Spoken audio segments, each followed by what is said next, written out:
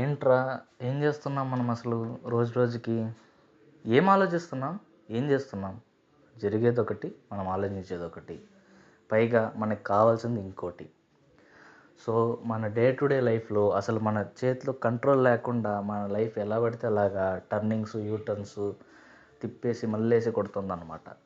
దీనికి తోడు మన లైఫ్ స్టైల్, మన లైఫ్ డిమాండ్స్, మన లైఫ్ స్టైల్ చేసే డిమాండ్స్, మన ఫైనాన్షియల్ కండిషన్స్, అలాగే మన సొసైటీ చేసే డిమాండ్స్, ఇంకా చెప్పుకుంటూ పోతే అలా బోల్డ్ అని ఉన్నాయి. సో ఒకటి మీద ఒకటి మీద ఒకటి మీద అలా ఒక్కోటి పేరిచ్చి మన తల మీద పెడితే it's going to be weight అనమాట, over weight, and it creates over stress. So నేను చెప్పే ఈ ఎగ్జాంపుల్, నేనైతే ఈ వీడియో చూసినప్పుడు నాకైతే గుండె రగిలిపోయింది. అంటే చాలా బాధ వేసింది. I feel so heart, so sad also. So ఆ వీడియో మీకోసం. ఒక్కడై రావడం, ఒక్కడై పోవడం, నడుమై నాటకం విజిలీనా, వెంటై బంధము, రక్త సంబంధము, తోడుగా రాదుగా తుది వేళ, మరణమనేది ఖాయమని, మిగిలెను కీర్తి ఖాయమని. Welcome to Annamalai blogs.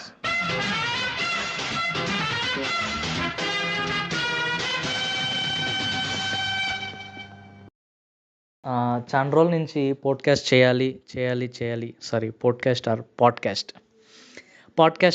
అని చెప్పేసి చాలా రోజుల నుంచి ఒక ఐడియా అయితే ఉంది.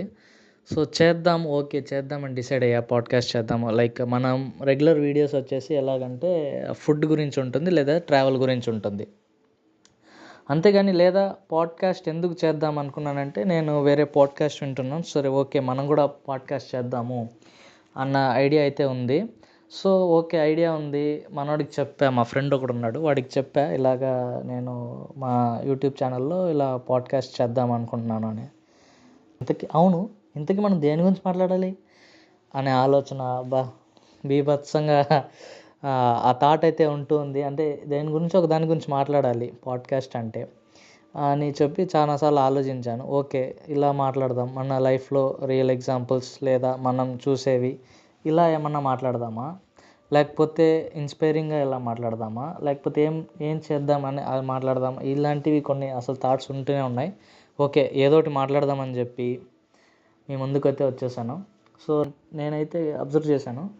సో అలా ఉండకూడదు, అది ఎందుకు అన్నెసెసరీ థింగ్ అనిపించింది. అన్నెసెసరీగా మనం మన లైఫ్ స్టైల్లో దాన్ని ఫాలో అవుతున్నామో, అది మనల్ని కంపల్సరీ చేస్తుందో, మనం ఇష్టం లేకుండా ఒక విషయం చేస్తున్నామో అనే విషయం అయితే నాకే ఆల్మోస్ట్ అందరూ అలా చేస్తున్నారు, నేను కూడా ఇంక్లూడింగ్ నేను. డైలీ లైఫ్ స్టైల్లో అయితే చూస్తున్నాము, మనం టైం లేదు, వాళ్ళు ఇది చేశారు, వాళ్ళు అది చేశారు, అంటే వాళ్ళు అది అచీవ్ చేశారు, అరే మనోడు బాగా చదివి టాప్ ర్యాంక్ రే ఐటీ జాబ్ కొట్టాడురా, అరే ఇంకోడు ఇలా మంచిగా చదివి సీఏ అయ్యాడురా, ఇంకోటి డాక్టర్ అయ్యాడురా, వాడు ప్రీతం డాక్టర్ అయ్యాడు తెలుసా, ఇలాగా మనం వినడం కానీ, మన ఫ్రెండ్స్ చెప్పడం కానీ, మన ఇంట్లో వాళ్ళు డిస్కస్ చేసుకోవడం కానీ, వాడు ఇలా చేశాడురా అలా చేశాడురా అని చెప్పడం కానీ, ఓకే వింటుంటాం, ఓకే ఫైన్. దానికోసం మనం కూడా మన మీద ఇంకో ప్రెషర్ కూడా పడుతుంది. ఎలాగంటే ఫర్ ఎగ్జాంపుల్ మనం జాబ్ చేస్తున్నాం, నెక్స్ట్ కంపారిజన్ ఎవ్రీథింగ్ ఎవరో ఒకరు కంపేర్ చేస్తూనే ఉంటారు, ఏదో ఒకటి కంపేర్ అవుతూనే ఉంటుంది. సో అలా కాకుండా దాన్ని మనం స్ట్రెస్లోకి, అది ఎంత మనం ఓకే వాడు ఎంత చేసుకున్నా మనకేంటి, మన వేలో మనం వెళ్తాం, నెక్స్ట్ థింగ్ మనకు కూడా ఉన్నాయి కదా, మనం కూడా అచీవ్ చేస్తామని మనకి ఉన్న ఇండైరెక్ట్గా ఒకానొక టైంలో ఇలా కన్సిస్టెంట్గా వీళ్ళు చెప్తున్నప్పుడు మనకి ప్రెషర్ అనేది పడుతుంది. సో ఆ ప్రెషర్ వద్దు అని మనం ఉండాలి అని నా ఫీలింగ్ అనమాట. ఓకే, ఇట్స్ ఫైన్, వాడు కొట్టాడు, ఓకే బాగానే ఉంది, మనం కూడా మనకు అయితే కొడతాం, రాసుంటే కొడతాం, లేకపోతే లేదు, ఓకే ఫైన్. దాని గురించి స్ట్రెస్ కింద మీద పడిపోయి ఏదేదో చెయ్యాలి, అర్రెరే వాడు చేసాడు మనం ఏదో చేయాలని చెప్పి అవసరమే లేదు. ఇది నా ఫీలింగ్. జరిగేదైతే ఖచ్చితంగా జరుగుద్ది. సో మనం దానికోసము కష్టపడాలి, కానీ ఓవర్ వెయిట్ అవసరం లేదు. సో ఓవర్ వెయిట్ అనేది ఎందుకు అని నేను చెప్తాను. ఈ స్టోరీలో ఫ్రెండ్స్, సో మా ఫ్రెండ్ ఒక అబ్బాయి ఉన్నాడు, వాళ్ళ సిస్టర్ క్లాస్మేట్ ఇంకో అబ్బాయి. ఆ అబ్బాయి ఫస్ట్ ర్యాంక్ హోల్డర్ అనమాట. తెగ చదివేస్తూ ఉంటాడు, భయంకరంగా చదువుతాడు. మామూలు భయంకరం కాదు, భయంకరం స్క్వేర్ క్యూబ్ అన్నీ చదువుతాడు అనమాట. సో ఎలాగంటే టీచర్ ఫస్ట్ లెసన్ చెప్తున్నారంటే ఆ అబ్బాయి సెకండ్ థర్డ్లో ఉంటాడు. ఆల్మోస్ట్ థర్డ్ లెసన్ స్టార్ట్ చేసి ఉంటాడు, టీచర్ ఏమో ఫస్ట్ లెసన్లో ఉంటాడు అనమాట. అంత డెడికేటెడ్ ఫెల్లో, అంత హార్డ్ వర్కింగ్ అనమాట. సో అలాగా భయంకరంగా చదివేవాడు. వాళ్ళ పేరెంట్స్ కూడా చాలా హ్యాపీ, టీచర్స్ కూడా చాలా హ్యాపీ. ఇలాంటి ప్రౌడ్ స్టూడెంట్ ఉండడానికి మేము కూడా చాలా హ్యాపీగా ఫీల్ అవుతున్నామని చెప్పేసి వాళ్ళు కూడా నిజంగానే బాగా చదివాడు, డెడికేటెడ్. వాళ్ళని చూసి చాలా స్టూడెంట్స్ కూడా ఏంట్రా వీడు ఇలా చదువుతున్నాడు, మామూలు మనిషా మోహన్ బాబా అనే క్వశ్చన్ అనే రేంజ్లో చదువుతాడు అనమాట. సో అది ఏమైంది అంటే ఒకానొక స్టేజ్లో అతను మెడిసిన్ తీసుకున్నాడు, సో డాక్టర్ కోసం. సో ఒకానొక స్టేజ్లో ఒకరోజు ఒకరోజు ఇలా ఏమిరా విషయం అంటే, సో అతను ఇన్సేన్ అయ్యాడనమాట. ఇన్సేన్ అంటే పిచ్చోడయ్యాడు లాస్ట్కి. ఏరా విషయం అంటే ఒక రోజుకి ఆయన 18 గంటలు అలా చదువుతాడంట ఫ్రెండ్స్. 18 గంటలు, మినిమం 18, ఈ రేంజ్లో 15 నుంచి 18 గంటలు చదువుతాడంట ఎవ్రీడే. అతని డ్యూటీ ఏంటంటే చదవడం. ఫ్రెండ్స్ లేరు, ఎంటర్టైన్మెంట్ లేదు, బయట క్రికెట్ ఎంజాయ్మెంట్స్, మూవీస్ ఏమీ లేదు. ఓన్లీ ఏంది, నిద్రలేసామా, తిన్నామా, చదివామా, ఇదే ఆయన డైలీ రొటీన్ వర్క్ అనమాట. పెట్స్ కూడా లేవు ఆయన దగ్గర లాస్ట్కి. ఏదన్నా కుక్క పిల్లో లేకపోతే చేపో ఎనీథింగ్ పెట్స్ ఉంటే మనము సైకలాజికల్గా కొంచెము రిలాక్స్ అయ్యి హ్యాపీగా ఉంటాం. సో అలా కూడా కాదు, అట్లీస్ట్ ఫ్రెండ్స్ కూడా లేరు. ఫ్రెండ్స్ అన్నా ఉంటే అట్లీస్ట్ మనం షేర్ చేసుకుంటాం ఏదన్నా బాధలో. ఎవరితో మాట్లాడేవాడు కాదంట, చదువుకుంటాడు, తింటాడు, నిద్రపోతాడు, అంతే. వాళ్ళ పేరెంట్స్ కూడా తెగ హ్యాపీగా ఫీల్ అయ్యేవాళ్ళు. కానీ లాస్ట్కి ఏమైంది, అతను పాపము ఆ బ్రెయిన్ ఓవర్ వెయిట్ అంటే ఎక్కువగా స్ట్రెస్ అయ్యి పిచ్చోడైపోయాడు. సో